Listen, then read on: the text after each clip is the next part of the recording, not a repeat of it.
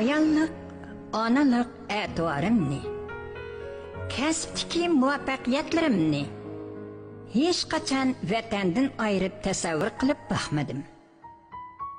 Chunki dunyo dard alamlariga, dil poyonlariga quloq solib ko'rdim.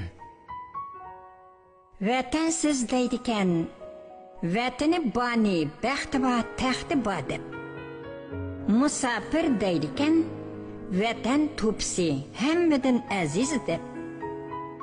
San'atkor deydikan, vatan sahnasi mening sharafim deb. Olim fazillar aytadikan, vatan u eng katta hadiya deb. Men deymanki, vatan u pasiban, vatan u qo'rg'on.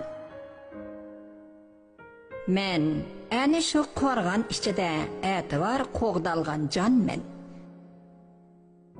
Shunga vatanni bebaho deb ta'riflayman. Vatanni deb jon tasadduq qilgan, qon to'kkanlarni botur deyman. Vatan g'amini yeganlarni g'amxonam deyman. Vatan uchun xizmatda bo'lganlarni parvonalar deyman. Vatanim, gar mehring uchun parvonang bo'lanmasam, ham sen uchun tayyor turadigan farzandlarni yetishtirib chiqarmasam, meni chin ayol, layoqatli ona demagin. Vatandek e'tibor bo'lmas, vatandek bebaho bo'lmas. Vatan deb yashamagan jon vatanning bolasi bo'lmas. Vatani borning taxti bor, baxti ham qaro bo'lmas.